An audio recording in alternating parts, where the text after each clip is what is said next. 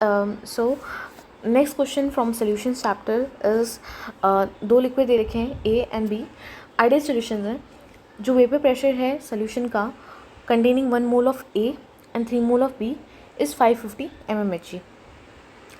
अब बोला जा रहा है कि सेम टेम्परेचर पे अगर एक और मोल ऑफ बी को हम ऐड करें सोल्यूशन के अंदर तो जो वेपर प्रेशर है सोल्यूशन का वो 10 mm से इंक्रीज़ कर जाता है। मतलब कि पहले 50 mmHg था, जैसे ही मैंने एक मोल और बी का ऐड किया वैसे ही 10 mmHg और इंक्रीज़ हो गया, दैट इज़ 560 mmHg हमारा वेपर प्रेशर हो गया। ओके, तो हमसे पूछा क्या जा रहा है, हमसे पूछा जा रहा है कि ए और बी का वेपर प्रेशर क्या है प्योर स्टेट्स में।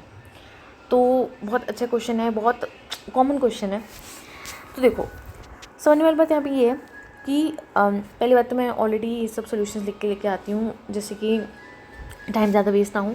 So moving forward, mole fraction जो ए का है, मोल फ्रैक्शन जो बी का है, यहाँ पे हम लोग को अच्छा मोल फ्रैक्शन तो पता ही हो कैसे निकालते हैं।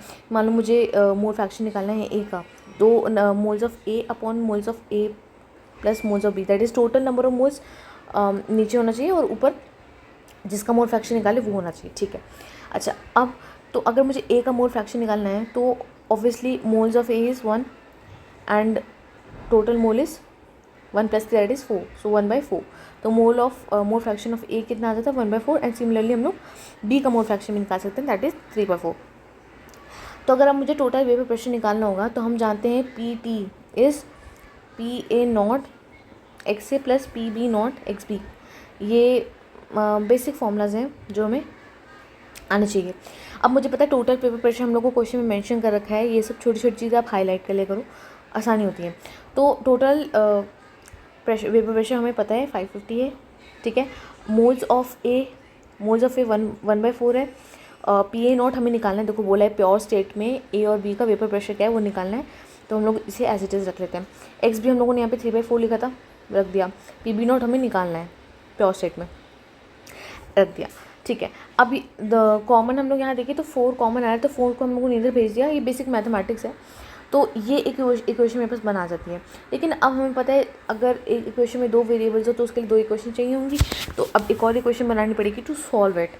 अच्छा, तो अब हमको नेक्स्ट कंडीशन ये दे रखी थी कि अब हमें क्या करते हैं, मतलब जो सवाल है कह रहे हैं कि अब हम क्या करते हैं कि हम 1 मोल और डाल दे रहे हैं बी का। जैसे मैं बी का 1 मोल और डालूंगा 10 mmHg बढ़ जाएगा वेपर प्रेशर। सो मैंने लिखा यहाँ पे कि अगर मैं 1 मोल ऑफ बी को ऐड करती हूँ तो टोटल वेपर प्रेशर जो होता है सोल्यूशन का, ठीक है, 1 मोल ऑफ ए हो जाएगा एंड 4 मोल ऑफ बी हो जाएगा। मतलब पहले 3 मोल ऑफ बी था, अब एक ऐड कर दिए है तो 4 मोल हो जाएगा। तो 1 मोल ऑफ ए जो पहले था एंड 4 मोल ऑफ बी, ये हमारे पास आ जाएगा फाइनली। तो अब फिर से हम लोग मोल फ्रैक्शन निकालने की कोशिश करते हैं कि मोल फ्रैक्शन ऑफ ए क्या होगा, 1 इस बार 5 नीचे आ जाएगा क्योंकि मोल्स बी के बढ़ गए हैं। एंड सिमिलरली अगर मैं मोल फ्रैक्शन ऑफ बी निकालूंगी तो 4/5 आता है हमारे पास। ठीक है,